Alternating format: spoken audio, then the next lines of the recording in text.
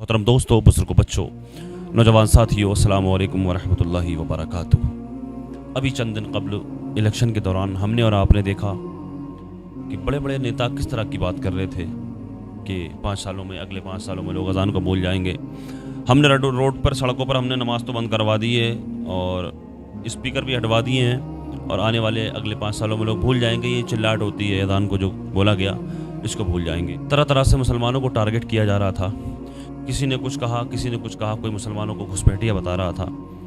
कुल मिलाकर बड़े बड़े नेताओं ने मुसलमानों के खिलाफ जहर उगला। इलेक्शन के दौरान बड़े बड़े नेता मुसलमानों के खिलाफ जहर उगलते नजर आए। कुदरत का निज़ाम आप ये देखें कि ये लोग जीतने के बाद भी परेशान है। बंदा हारने से इतना परेशान नहीं होता जितना ये जीतने पर परेशान है।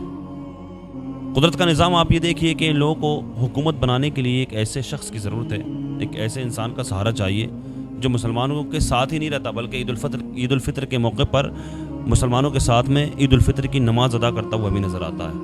और हैरत की बात ये देखिए कि एक तरफ ये कस्में खाई गई थी कि जब तक मैं ज़िंदा हूँ मुसलमानों को आरक्षण नहीं देने दूंगा, तो दूसरी तरफ चंद्रबाबू नायडू आंध्र प्रदेश की जनता से, आंध्र प्रदेश के मुसलमानों से ये वादा कर चुके हैं अपने मैनिफेस्टो के ज़रिए कि मैं मुसलमानों को 4% आरक्षण दूंगा। और उन्होंने ये भी वादा किया है कि जो मुसलमान हज करने के लिए जाते हैं, हर एक वो बंदा जो हज करने के लिए जाएगा उसको 1 लाख रुपए दिए जाएंगे। और देखिए, आंध्र प्रदेश में जितनी भी मसाजिद हैं, हर एक मस्जिद को महीने के 5,000 रुपये देंगे चंद्रबाबू नायडू जी। मस्जिद के मेंटेनेंस के लिए 5,000 रुपये देने का वादा किया है चंद्रबाबू नायडू जी ने।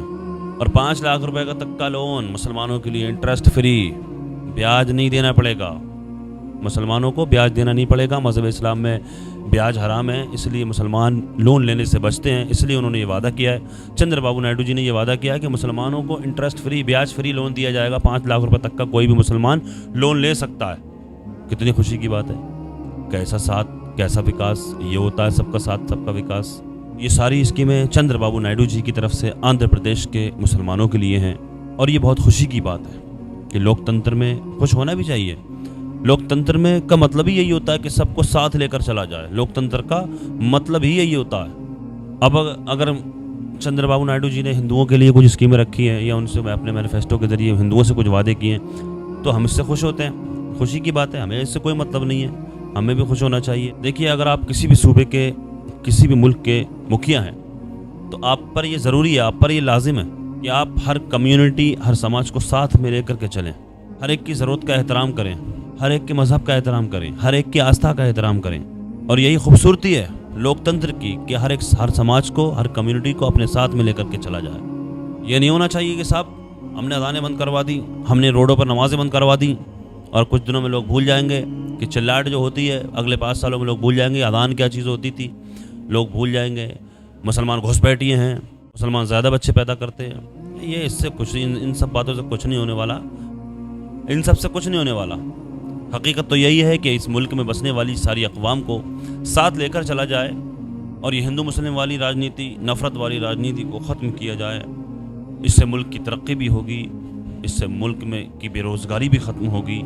और मैं समझता हूँ कि हुकूमत में बैठे हुए हर एक नेता से हर एक मज़हब का इंसान खुश भी होगा।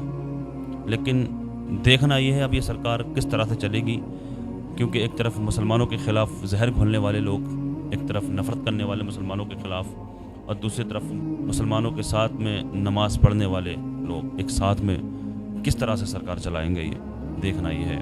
हम तो यही दुआ करते हैं, अल्लाह की बारगाह में दुआ है, अल्लाह तबारक व तआला हमारे मुल्क में अमन और सुकून अता फ़रमाए, हमारे मुल्क में हिंदू मुस्लिम भाईचारा नसीब फ़रमाए। आमीन या रब्बल आलमीन। अस्सलामु अलैकुम व रहमतुल्लाहि व बरकातुहू।